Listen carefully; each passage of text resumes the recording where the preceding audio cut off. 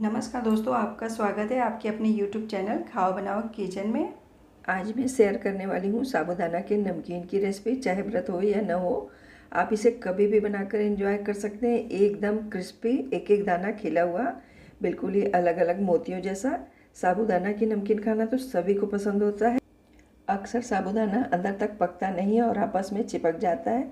तो आज मैं एक ऐसी ट्रिक लेकर आई हूँ जिससे एक एक साबूदाना एकदम मोतियों जैसा खिलेगा भी और बिल्कुल अलग अलग होगा और एकदम क्रिस्पी करारी इसकी नमकीन बनके तैयार होगी।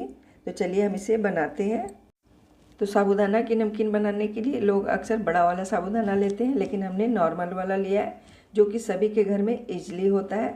तो सबसे पहले हम इसे पानी से खूब बढ़िया से साफ़ करेंगे, इसके बाद हम इसे भिगाएंगे।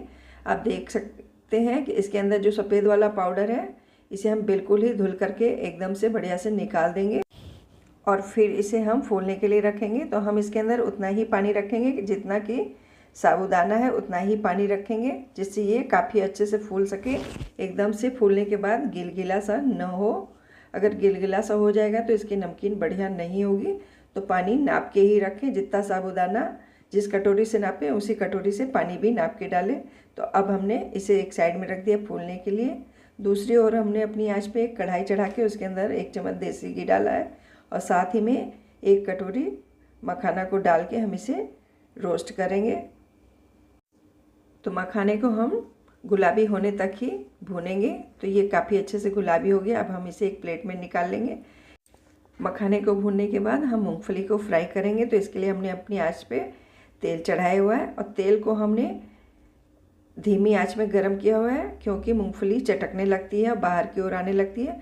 तो शुरू में आंच को हम बिल्कुल ही धीमी रखेंगे जिससे कि मूंगफली बाहर की ओर न आने पाए और मूंगफली को चटकने तक हम इसे फ्राई कर लेंगे।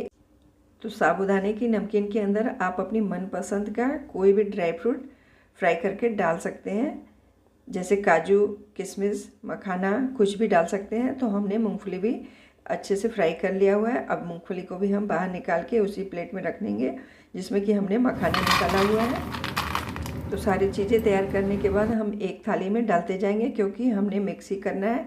तो अब अपनी कढ़ाई में हम डालेंगे 5 से 6 लाल वाली सूखी वाली मिर्च, क्योंकि जो लोग तीखा खाना पसंद करते हैं वो अलग से मिर्ची खा सकते हैं। और इसके बाद इसके अंदर हम डालेंगे थोड़ी सी करी लीव्स और इसे भी बढ़िया से करारी से फ्राई कर लेंगे। साबूदाने की नमकीन में करी लीव्स ज़रूर डालें, इससे इसका टेस्ट बहुत ही बढ़ जाता है। तो आप देख सकते हैं कि साबूदाना काफ़ी अच्छे से फूल चुका है। साबूदाना फूलने के बाद मेरा पूरा बाउल भर चुका था। ज़्यादा मात्रा में हमने साबूदाना को भिगा रखा था, तो इससे हमने आधा कर दिया हुआ है, क्योंकि मैं आधे की ही नमकीन बनाने वाली हूँ। तो अब इसके अंदर हम कुछ मसाले मिक्स करेंगे। तो सबसे पहले हम लाल मिर्ची का पाउडर डालेंगे और आधा चम्मच डाल देंगे कुटी हुई काली मिर्च और साथ ही में थोड़ा सा नमक डालेंगे और सारी चीज़ों को खूब बढ़िया से मिक्स करेंगे साबूदाने के अंदर में। और इसके बाद हमने जीरे को कूट के डाला हुआ है, पाउडर नहीं डाला हुआ है, क्योंकि साबूदाने पर जब जीरा चिपक जाएगा तो बहुत ही अच्छा लगता है नमकीन के अंदर खाने में। अब इसके अंदर हम डालेंगे 1 से 1.5 चम्मच बड़ा चम्मच से कॉर्नफ्लोर और इसे डाल करके खूब बढ़िया से मिला लेंगे। और साबूदाने के अंदर सारी चीज़ें हम हाथ से ही मिक्स करेंगे, तभी हमें अंदाज मिलेगा कि अच्छे से इसमें कोट हुआ है कि नहीं कॉर्नफ्लोर। तो आप देख सकते हैं कि काफ़ी अच्छे से एक एक दाना अलग सा दिखाई दे रहा है, काफ़ी बढ़िया से इसकी कोटिंग हो गई है। तो अब ये तलने के बाद चिपकेगा नहीं। तो हमने दूसरी साइड में आँच पे अपने तेल चढ़ाया हुआ है, जिसमें हमने मूंगफली वगैरह तली थी, वही वाला तेल है। अब इसमें इस तरह से हम एक एक करके इस तरह से थोड़ा थोड़ा साबूदाना डालते जाएंगे, एक बार में साबूदाना नहीं डालेंगे। इस समय हमने आँच को तेज़ ही रखा हुआ है। जब साबूदाना डालें तब आँच को तेज़ ही रखें और उसके तुरंत बाद किसी फॉक से इसे अलग करते जाएं चला करके। और जब ये थोड़ा सा इस पर कलर आने लग जाए तो आँच को बिल्कुल ही धीमी कर दें। इसे हम हाई टू लो आँच पे फ्राई करेंगे, तभी ये एकदम करारा करारा क्रिस्पी सा बन के तैयार होगा तल करके।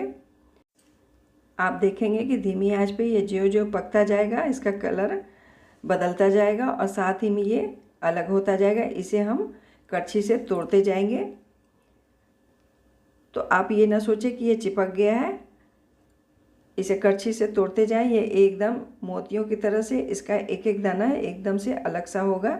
इसे फ्राई होने के बाद मैं आपको दिखाती हूँ कि कैसे एक एक दाना एकदम से खिला खिला अलग सा, आप देख सकते हैं कढ़ाई में एक एक दाना बिल्कुल ही अलग सा हो गया है। तो ये काफ़ी अच्छे से क्रिस्पी सा फ्राई हो चुका है। अब हम इसे बाहर निकाल लेंगे तेल से। तो आप देख रहे होंगे कि एकदम मोतियों जैसा एक एक दाना अलग हुआ है, बिल्कुल ही क्रिस्पी सा। तो अब इसका एक्स्ट्रा तेल हम छन्नी से निकाल करके तभी हम इसे थाली में रखेंगे। तो अब दोबारा भी थोड़ी थोड़ी मात्रा में साबूदाना हम कढ़ाई में इस तरह से डालेंगे, एक बार में नहीं डालेंगे जिससे ये चिपकने न पाए। तो इसी तरह से हम बाकी के बचे हुए सारे साबूदाना को फ्राई करके तैयार करेंगे नमकीन के लिए। तो मैं थोड़ा सा साबूदाना आपको तोड़ के भी दिखा रही हूँ कि कितना क्रिस्पी फ्राई हुआ है। ये साबूदाना कितना क्रिस्पी तल के तैयार हुआ है, इसकी मैं आपको आवाज़ एक कटोरे में डाल करके सुनाती हूँ। इसी से आपको पता लग जाएगा कि इसका एक एक दाना बिल्कुल ही मोतियों जैसा खिला हुआ और क्रिस्पी है। तो सारे साबूदाने हम इसी तरह से तल के तैयार कर लेंगे। अब हम सारी ही चीज़ों को खूब बढ़िया से थाल में मिक्स कर लेंगे, ऊपर नीचे बढ़िया से मिला लेंगे। इसके बाद हम इसमें मिलाएंगे कुछ मसाले इसे चटपटा बनाने के लिए। तो सबसे पहले हम एक बाउल लेंगे और इसके अंदर लेंगे जीरा का पाउडर आधा चम्मच, साथ में आधा छोटा चम्मच ले लेंगे काली मिर्च का पाउडर और नमक ले लेंगे। इसके बाद लाल मिर्च का पाउडर लेंगे, साथ में थोड़ा सा अमचूर पाउडर ले लेंगे। और हमने सूखी हुई करी लीव्स को पीस करके रखा हुआ था, अगर आपके पास है तो मिक्स कीजिए, नहीं है तो आप इसे स्किप भी कर सकते हैं। और सारी चीज़ों को ऊपर से इस तरह से छिड़क लेंगे और खूब बढ़िया से हाथ की सहायता से सारी ही नमकीन में मसालों को मिक्स कर लेंगे। तो फाइनली साबूदाना की नमकीन बनके तैयार हो गई है। इस इजी सी रेसिपी को देख करके आपका बनाने का मन करेगा, इसे बच्चे बड़े खूब पसंद करेंगे।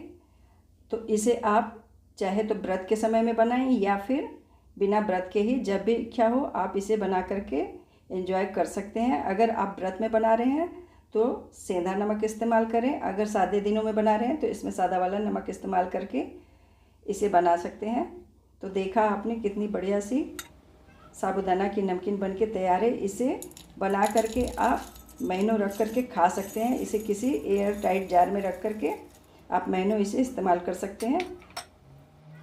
अगर इसे आप व्रत के समय में बनाते हैं तो एक बार बना के आप कई बार इसे खा सकते हैं, ये लंबे टाइम तक चलेगी। तो जब भी आप साबूदाना की नमकीन बना रहे हैं उस समय इसे तलते वक्त साबूदाना को आंच को तेज़ रखें शुरू में, और थोड़ा थोड़ा ही करके साबूदाना डालें, नहीं तो चिपक जाएगा आपस में। अगर थोड़ा बहुत चिपक भी जाए तो उसे धीमी आंच करके तलते वक्त इसे करछी से तोड़ दें तो एक एक दाना एकदम खिला खिला अलग अलग सा बिल्कुल ही मोतियों जैसा एक एक दाना अलग निकल के आएगा। तो आपको मेरे साबूदाना के नमकीन की रेसिपी कैसी लगी? अगर अच्छी लगी तो इसे लाइक करें, शेयर करें, साथ में चैनल को सब्सक्राइब करना बिल्कुल भी ना भूलें। Thank you.